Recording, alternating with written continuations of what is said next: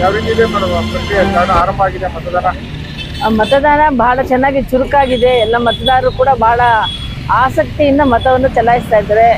ಇವತ್ತು ರಾಮೋಜಿಗೌಡ ನಿಜವಾಗ್ಲೂ ಕೂಡ ಅವರ ಒಂದು ವೈಯಕ್ತಿಕವಾಗಿ ಅವರು ಬಹಳ ಒಳ್ಳೆ ವ್ಯಕ್ತಿ. ಅವರ ವ್ಯಕ್ತಿ ಪರಿಚಯ ಇಡೀ ಅವ್ರ ಮತದಾರರಿಗೆ ಎಲ್ಲರಿಗೂ ಕೂಡ ಗೊತ್ತಿರ್ತಕ್ಕಂಥದ್ದು.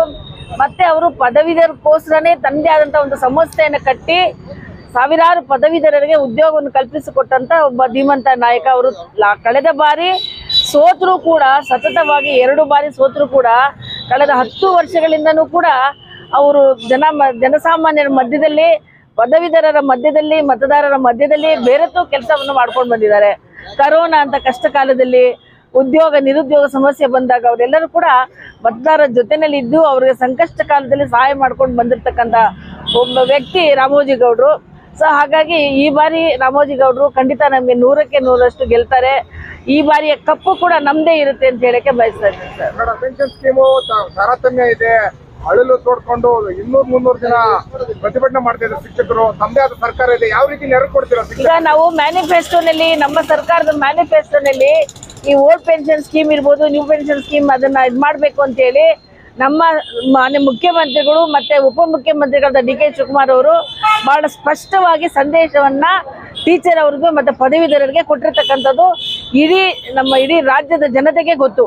ಹಾಗಾಗಿ ನಮ್ಮ ಏನು ಆಸೆ ಇದೆ, ಆಕಾಂಕ್ಷೆ ಇದೆ, ಪದವೀಧರರ ನೋವು ನಲಿವುಗಳಿಗೆ ಸ್ಪಂದಿಸುತ್ತೆ ಸರ್ಕಾರ ಆಡಳಿತದಲ್ಲಿದೆ. ಇನ್ನು 4 ವರ್ಷಗಳ ಕಾಲ ನಮ್ಮ ಸರ್ಕಾರ ಆಡಳಿತದಲ್ಲಿದೆ.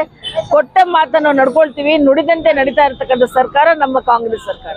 ಪುಟ್ಟಣ್ಣವ್ರನ್ನ ಅತಿ ಹೆಚ್ಚು ಲೀಡ್ ಕೊಟ್ಟು ಇದು ಮಾಡಿದ್ರೆ ರಾಜನಗರ ಕ್ಷೇತ್ರದಲ್ಲಿ, ಇವಾಗ ರಾಮೋಜಿಗೌಡರಿಗೆ ಎಷ್ಟು ಲೀಡ್ ಕೊಡ್ಬೋದು ಸರ್? ಪುಟ್ಟಣ್ಣವರು ಒಬ್ಬ ವಿಧಾನ ಪರಿಷತ್ತಿನಲ್ಲಿ ಸೋಲಿಲ್ಲದ ಸರ್ದಾರ ಅಂತ ಹೇಳ್ಬೋದು. ಕಳೆದ 5 ಬಾರಿ ಕೂಡ ಸತತವಾಗಿ ಅವ್ರು ಗೆದ್ಕೊಂಡೇ ಬರ್ತಾ ಇದ್ದಾರೆ. ಅವ್ರಿಗೆ ಮತ್ತೆ ಟೀಚರ್ಗಳು ಮಧ್ಯೆ ಇರ್ತಕ್ಕಂಥ ಬಾಂಧವ್ಯ ಅಂತ ಒಂದು ರೀತಿ ಭಕ್ತನಿಗೂ ಭಗವಂತನಿಗಿರುವಂತ ಬಾಂಧವ್ಯ ಅವರು ಮತ್ತು ಟೀಚರ್ಗಳು ಮಧ್ಯೆ ಇರ್ತಕ್ಕಂಥದ್ದು. ಹಾಗಾಗಿ ಅವರು ಬಹಳ ಚೆನ್ನಾಗಿ ಮತದಾರರ ಸಂಕಷ್ಟಗಳನ್ನ ಅರ್ಥ ಮಾಡಿಕೊಂಡು ಒಂದು ದೂರವಾಣಿ ಮೂಲಕ ಅವ್ರ ಸಮಸ್ಯೆಗಳನ್ನ ಪರಿಹಾರ ಮಾಡಿಕೊಂಡು ಕಳೆದ 25 ವರ್ಷಗಳಿಂದ ಟೀಚರ್ಗಳ ಸೇವೆಗಾಗಿ ತಮ್ಮನ್ನ ತಾವು ತೊಡಗಿಸ್ಕೊಂಡಿದ್ರು.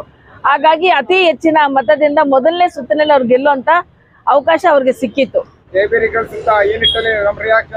ಸರ್, ಕಳೆದ ಬಾರಿ ನಾವು ಏನು ನಮ್ಮ ಡಿ ಕೆ ಶಿವಕುಮಾರ್ ಸಾಹೇಬ್ರು ಹೇಳ್ತಾ ಇದ್ರು, ನಾವು 136 ಗೆಲ್ತೀವಿ, 136 ಬರುತ್ತೆ, 136 ಬರುತ್ತೆ ಅಂತ ಹೇಳಿ ಪ್ರತಿ ಸಾರಿ ಕೂಡ ಮಾಧ್ಯಮ ಮಿತ್ರಗಳೆಲ್ಲ ಹಂಚ್ಕೊಳ್ತಾ ಇದ್ರು. ಅದೇ ಈ ಬಾರಿ ಕೂಡ ಇಂಡಿಯಾ ಒಕ್ಕೂಟ ಆಡಳಿತ ಬರುತ್ತೆ ಅಂತ ಹೇಳ್ಬಿಟ್ಟು ನಮ್ಗೆ